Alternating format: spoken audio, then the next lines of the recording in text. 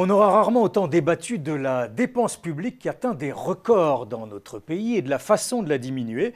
Elle fait la une des magazines et phosphorer les experts de Bercy, alors que le gouvernement a admis qu'il ne respectera pas le plafond des 3% de déficit cette année et que les lettres de cadrage pour 2014 demandent une économie supplémentaire de 5 milliards d'euros, le tout dans le contexte désormais de saturation de la pression fiscale.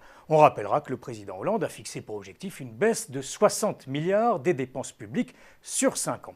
Pour en parler, j'ai invité Agnès Verdier-Molinier, la directrice de l'IFRAP, l'Institut de recherche sur les administrations publiques, un centre de réflexion d'obédience libérale. Elle sort aux éditions Albin Michel un livre sur la dépense publique.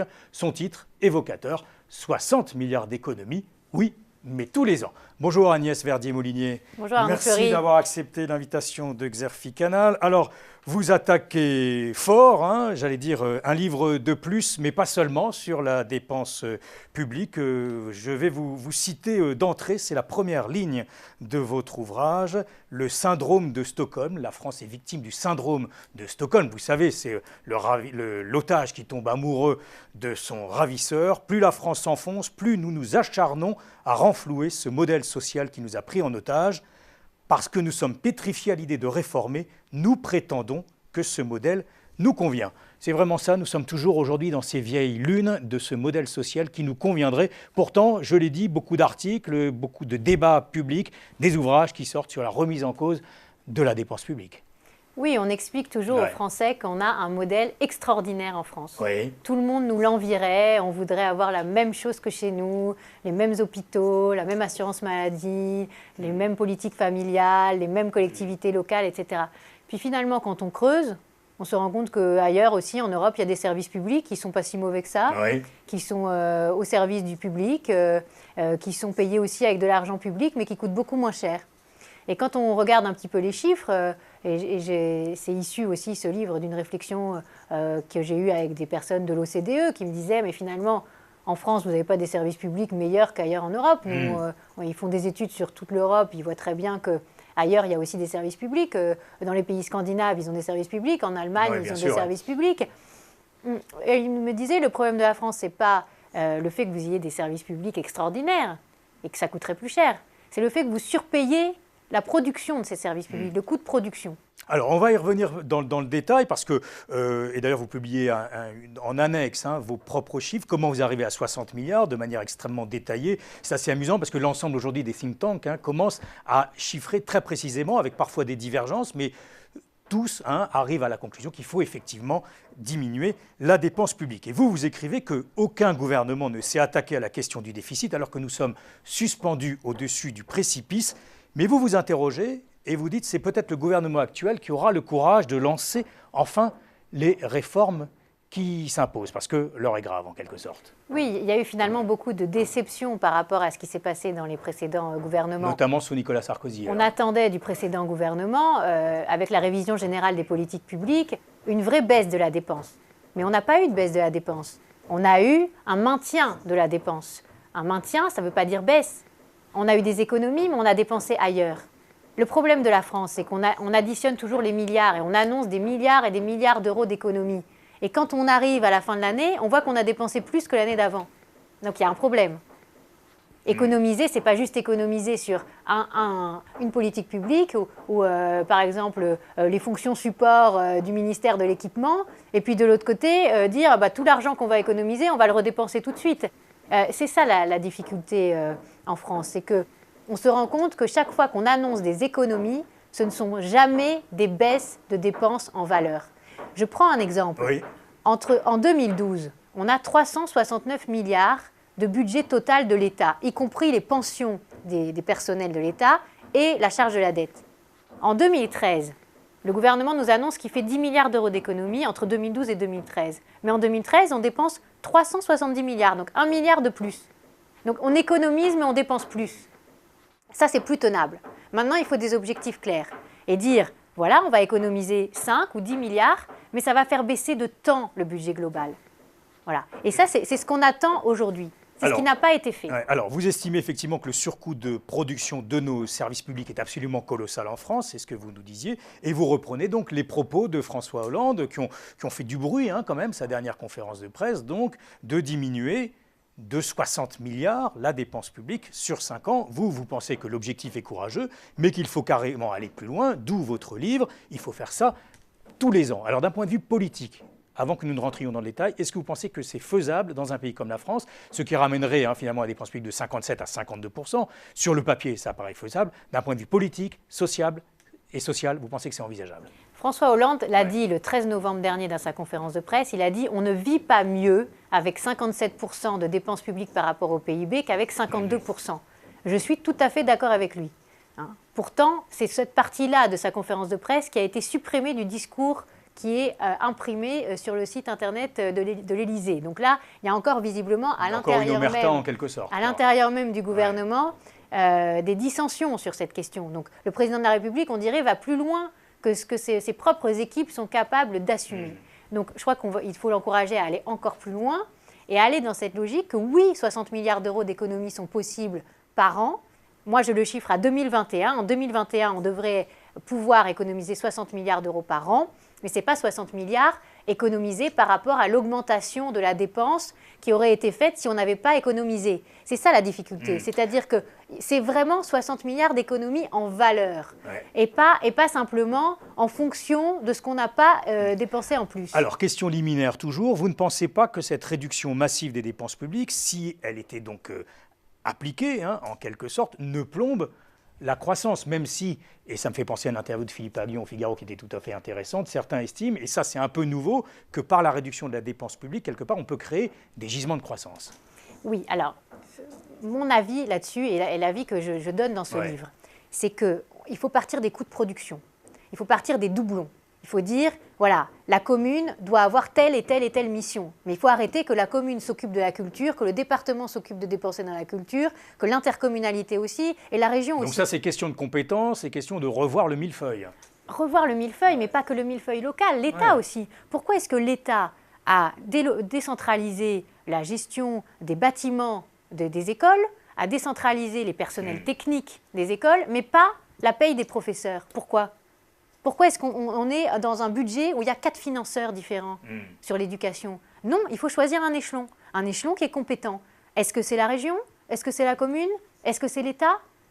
Mais il faut c'est choisir. Là où on aurait le gisement de croissance, vous estimez, à travers donc une baisse de la dépense publique calibrée et raisonnée, on pourrait arriver donc à des gisements de croissance. Oui, pourquoi? Parce qu'aujourd'hui, on est spécialiste du cofinancement. C'est-à-dire la CAF va s'occuper des aides sociales, mais aussi la commune va s'occuper des aides sociales, mais aussi le département va s'occuper des aides sociales. Mais l'État aussi dépense ses propres aides sociales. Et au bout d'un moment, tout le monde fait tout. C'est le vrai problème de la France. C'est ce que pointe le rapport de l'OCDE qui vient de sortir. Ce rapport, il dit quoi? Il dit il faut rationaliser, il faut éclairer les missions de chacun. C'est exactement ce que je dis. Il faut fusionner les petites communes. Pourquoi garder en France donc nos fameuses 36 000 communes qui représentent la moitié des communes en Europe. Alors, 40% des communes en Europe, dans l'Union européenne, sont des communes françaises. Alors, Agnès Verdier-Molinier, la question des dépenses de l'État, avant que nous ne parlions des dépenses de la Sécu et donc des collectivités locales, vous avez un peu défloré le sujet, vous estimez qu'on peut faire en gros 18 milliards d'euros d'économies par an. Vous reprenez d'ailleurs, c'est très intéressant, un rapport qui est aujourd'hui un peu dans un placard ou sur le bureau du Premier ministre de l'Inspection générale des finances, qui arrive à peu près aux mêmes conclusions. Vous pensez qu'on peut donc économiser 19 milliards, et dont une grosse part sur les traitements et le nombre de fonctionnaires. On ne se dirige pas du tout vers ça aujourd'hui. Non, parce que finalement, à la fois, la révision générale des politiques publiques n'est pas allée assez loin parce qu'on a supprimé 150 000 postes, mais on a quasiment rendu toutes les économies réalisées, on les a rendues au ministère pour des payes, enfin disons des primes. Oui, ça c'était notamment sous Nicolas Sarkozy. C'est vrai que vous ne l'épargnez pas, c'est tout à fait impressionnant comment d'un côté sa technique c'était je reprends et je donne. Hein. Oui, et la difficulté, c'est que dans ce rapport de l'Inspection générale des finances, un rapport secret qui ne sortira vraisemblablement jamais, moi j'ai eu ce rapport entre les mains grâce à des fonctionnaires courageux qui ont envie que ce pays bouge et qui ont envie que leur travail serve à quelque chose, parce qu'il faut se dire qu'il y a des gens à l'intérieur de la technostructure, et le travail que j'ai réalisé ne serait pas possible sans ces agents. On dit toujours que l'idée de réformer les services publics, ça va contre l'intérêt des agents. Non, ça va pour l'intérêt d'un meilleur service public, et les agents qui sont vraiment attachés à l'intérêt général sont pour un meilleur service public. Et dans ce rapport, il y a cette idée justement de rationaliser, de baisser, de mettre un plafond sur les plus hautes rémunérations de la fonction publique, parce qu'on parle beaucoup de plafonner les salaires dans les entreprises publiques, etc. Mais on se rend compte, quand on creuse un peu dans les agences indépendantes de l'État, les hautes autorités administratives, etc., on voit qu'il y a des salaires qui peuvent aller jusqu'à 200, 300 000 euros par an sans du tout d'évaluation. On est totalement hors grille. Il y a le supplément familial de traitement dont on parle aussi dans ce rapport. Et qui se rajoute effectivement aux allocations familiales, et qui, paradoxalement, avec notamment les propositions qui ont été faites ces derniers jours, on va y revenir, sur les allocs, augmente, plus le salaire, le traitement de l'agent augmente, plus ça augmente. Donc c'est intéressant. C'est de voir la dichotomie entre ces deux systèmes. Vous pensez qu'on peut arriver, et que ce serait là aussi soutenable politiquement, au même ratio qu'en Allemagne, ce qui vous a servi un peu de fil conducteur pour arriver à vos 18 milliards d'économies, retrouver à peu près les mêmes ratios, dont 7 milliards, donc je le répète, pour la baisse des fonctionnaires et la baisse des rémunérations, ou le gel des rémunérations et des primes. Pour vous, c'est tout à fait faisable. Oui, c'est-à-dire que, en fait, ce qui est important de comprendre, c'est qu'on ne peut pas baisser le coût de fonctionnement du secteur public en France, où on est à plus de 1100 milliards de dépenses totales et 27,7% de notre PIB qui est utilisé en coût de production. C'est énorme. Oui, le fonctionnement, par rapport à moins de 25% pour la moyenne des pays de l'Union européenne. Ce coût de fonctionnement, il est en grande partie le résultat du coût aussi des traitements et des pensions des agents. Si on ne travaille pas sur cette dépense-là, on ne pourra pas baisser réellement la dépense publique. Oui, mais vous avez raison, mais enfin, du moins sur le papier, ça paraît très séduisant. Est-ce que politiquement, c'est faisable? Là aussi, en préparant cette émission, je revoyais un sondage Opinionway LCI Tilder. Seulement un tiers des Français sondés estiment qu'il faut diminuer le nombre des fonctionnaires. Et vous avez vu que le gouvernement a rajouté le délai de carence, le jour de carence, et puis, en quelque sorte, revient sur la règle du sarkozysme du 1 pour 2. Alors que vous estimez qu'il faudrait d'ailleurs ne remplacer qu'un fonctionnaire sur 3. Oui, alors, en réalité, ce qui est intéressant, c'est de voir que, d'une part, dans certains ministères, le gouvernement actuel sanctuarise les postes, donc c'est l'éducation nationale, c'est la justice, la police, etc. Mais d'autre part, dans d'autres ministères, il n'y a pas de remplacement du tout. Il faut bien le savoir. Donc vous êtes plutôt optimiste finalement sur cette diminution quand même à long terme des fonctionnaires d'État? On ne peut pas continuer à avoir une augmentation de la masse salariale de l'État, mais aussi des collectivités locales, etc. Donc, comme on ne le peut pas, comme il va falloir faire des économies importantes, et que rien que, par exemple, en gelant totalement les salaires, les traitements des agents de l'État et des collectivités locales et des hôpitaux, on peut faire 2 ou 3 milliards d'euros d'économies par an. Parce qu'aujourd'hui, ce n'est pas parce qu'on a gelé le point d'indice qu'il n'y a pas une évolution de la masse salariale qui dérape plus ou moins de 2 ou 3 milliards par an potentiellement, rien qu'avec l'effet de l'ancienneté. Rien qu'au niveau de l'État, cet effet ancienneté, dans le fameux rapport de l'IGF dont je parle dans le premier chapitre de mon livre, c'est 1,2 milliard, rien que pour l'État.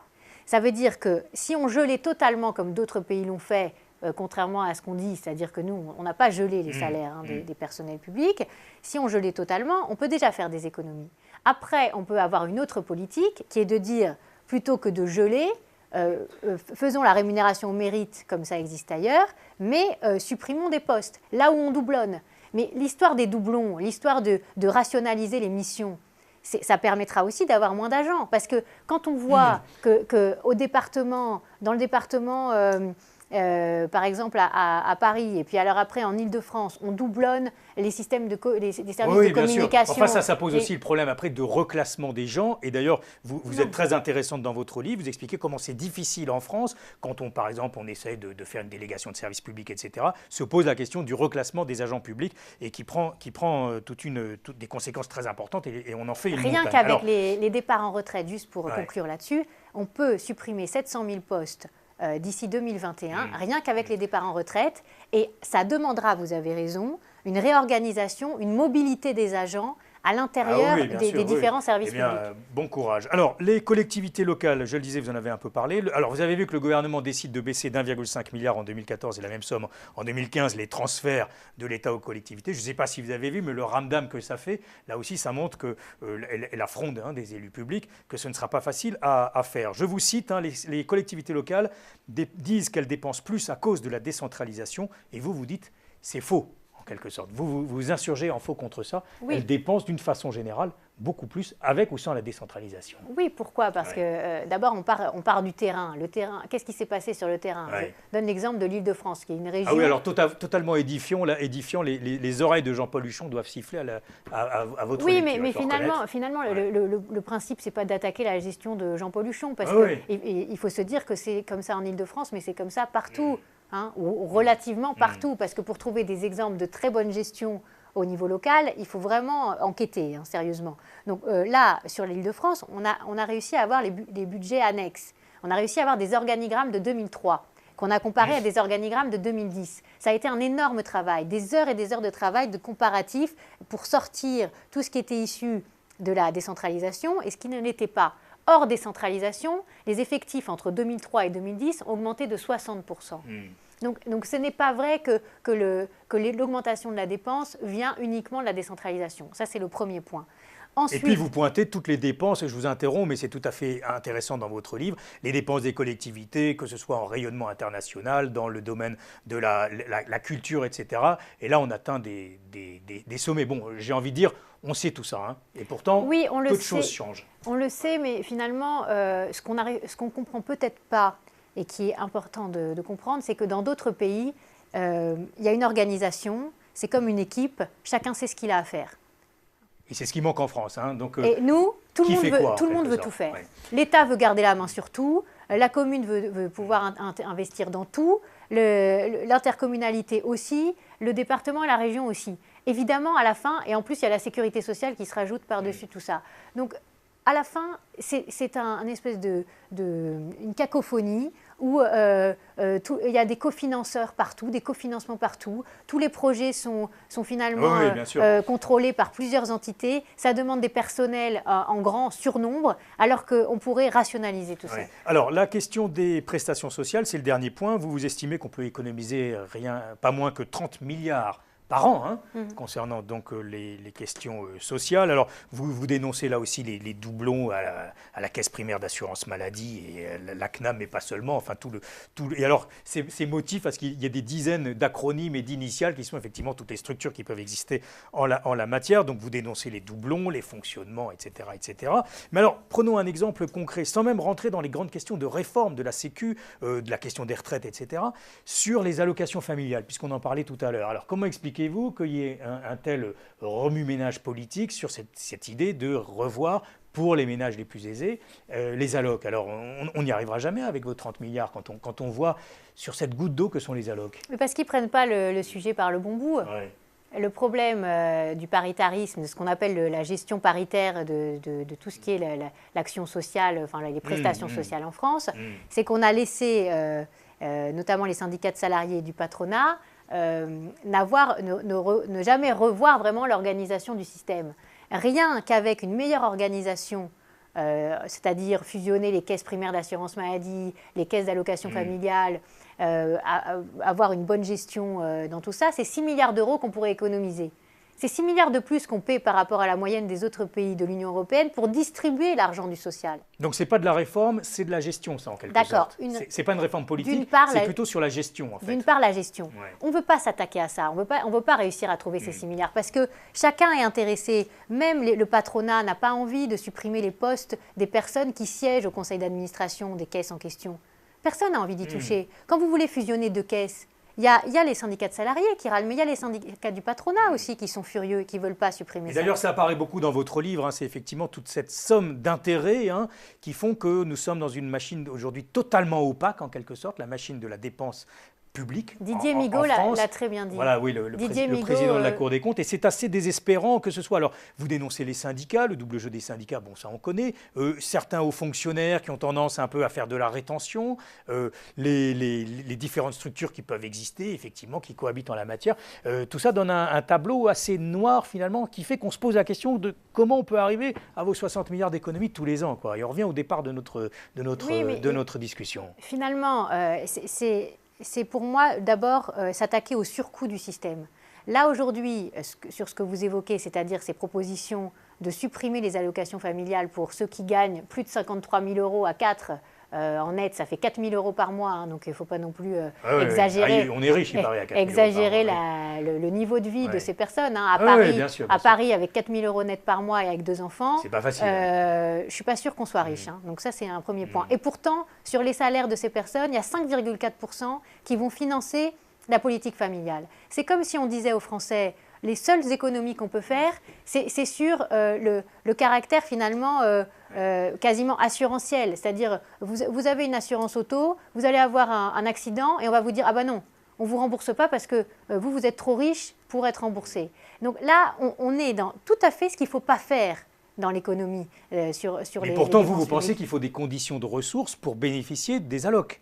Non, je pense qu'il faut fiscaliser les aides. Fiscaliser les aides, ça veut dire rendre imposable. Ça rendra dans l'opinion publique, d'abord, ce n'est pas forcément très lisible pour l'opinion publique, parce que ça donne l'impression que, quelque part, que vous démissionnez, que vous rajoutez de la pression fiscale, plutôt que de baisser les dépenses. Non, je ne suis pas d'accord, parce que, je vais vous dire, depuis ces dernières années, ce n'est pas les allocations familiales qui ont explosé.